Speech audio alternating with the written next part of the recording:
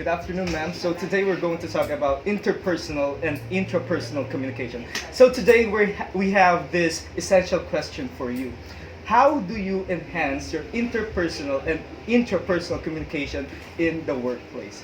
So, And we are doing this because this is a project that you have for school? yes. Okay, so what I'd like to find out is, first of all, may I have your names, please? Sure, ma'am. I am Ali. Nice to meet you, ma'am. Okay, sorry, I just got a manicure, so, okay. Sorry, I'm ma'am. Lily. Okay, sorry, yeah. This is not the best way to do a handshake, but because I just got my manicure, we can't do it. I'm Gab Hernandez po. Yeah, okay, and you are? I'm Antonio Castino. Okay, wonderful. Okay, so we're doing this because you want to find out ways to enhance your interpersonal and intrapersonal communication skills. Yes, ma'am. So, are you going to ask me a list of questions, or do I just tell you what I think about communication in general? We're going to ask you a few questions, ma'am. Okay. And So- the first question is, Let me just make sure. Okay. Okay. So first, so you can address me properly. My name is Lilet. Okay, so you can Lilet. call me Ma'am Lilet. Yes. Okay, because in the Philippines, they always like to put a ma'am. Okay, but anyway. Okay, so what is it that you want to ask me first? Ma'am Lilette, the first question is, could you describe one of your typical workdays? Okay, a typical workday starts at maybe 5 a.m.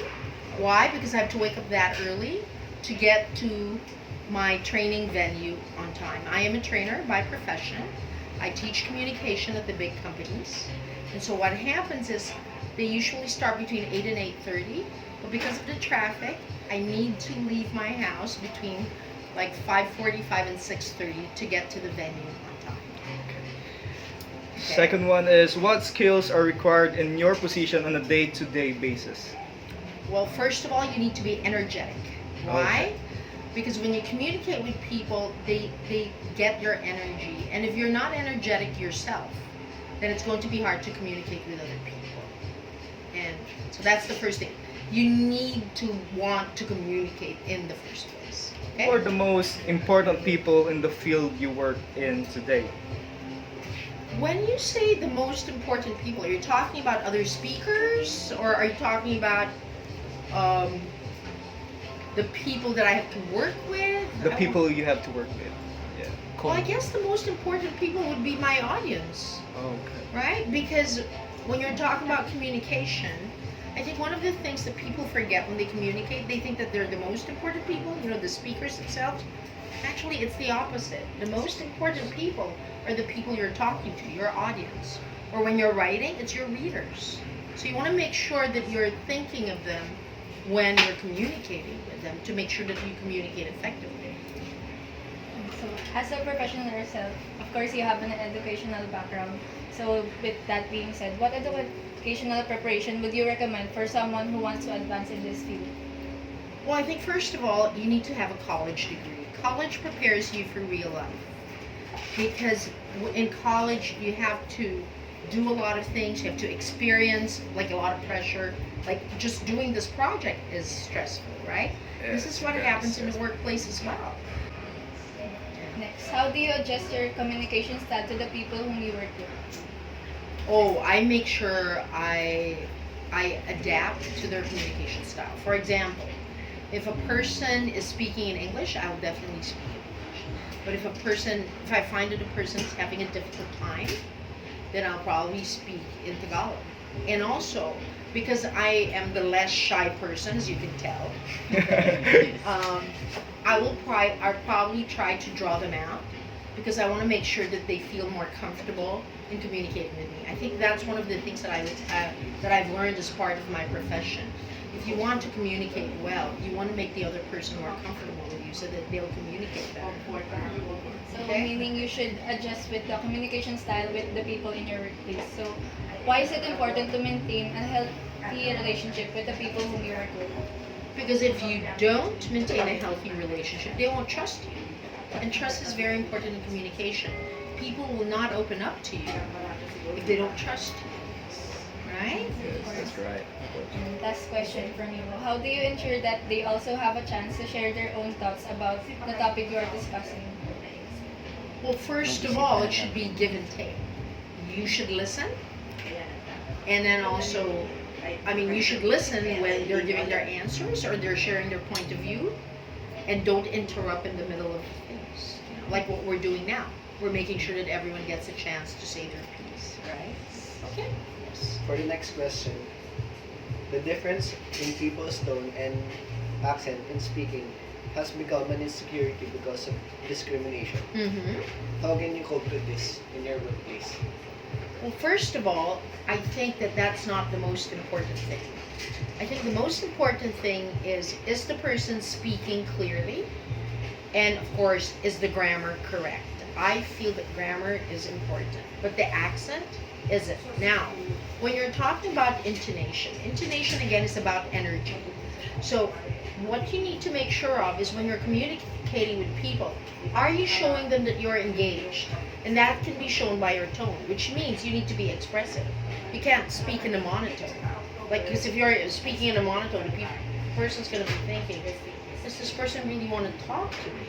Right? So, you have to be energetic and enthusiastic and passionate about what you're talking about so the other person feels energized as well.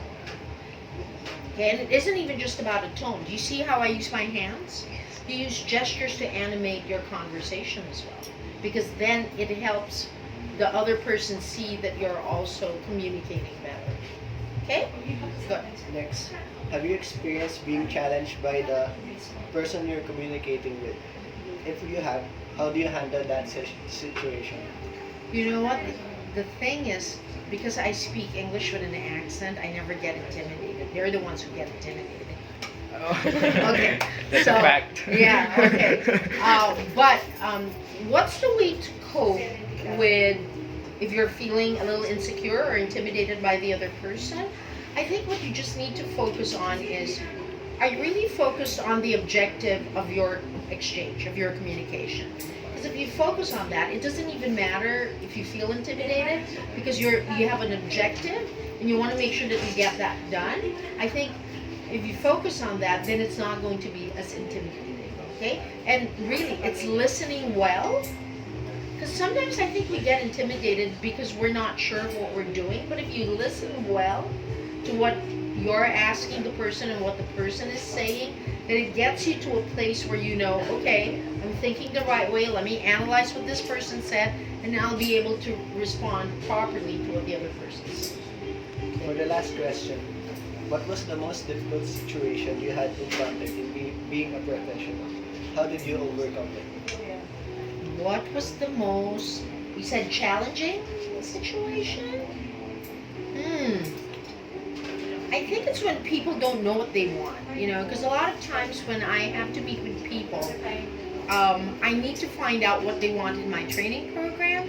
And if they don't know their purpose for the training program, then it's challenging for me. So I need to ask a lot of questions. So what I do is I make sure I try to ask as many questions as possible so I get to know what they really want to happen. And I listen very carefully to their answers to make sure that I come up with the proper program for them. And just to summarize things in this way, a very important part of communication isn't just the speaking. The listening and the observing part is just as important, and people don't realize that. The other thing that you also need to remember is sometimes, because when we communicate, we want something done. But in order for us to get something done, and because we're communicating with the other person, we need to make that other person's perspective and his way of, or her way of thinking a priority as well. That's Okay? Thank you, And is ma'am. that it? Yes, ma'am. Okay, well, thank you very much. Okay. We learned a lot from this. Okay, thank you. I learned a lot from you too. Okay, thanks. Okay. That's it? So, is that good enough? Outro. Say hi to the deserter. Hi, sir. Hi, sir. So, is this good enough? Is that good enough? Yes, ma'am. It was Okay. fantastic. Okay, good. Go. So, that's it. That's it, We right? have to take a pic. PJ, one more picture.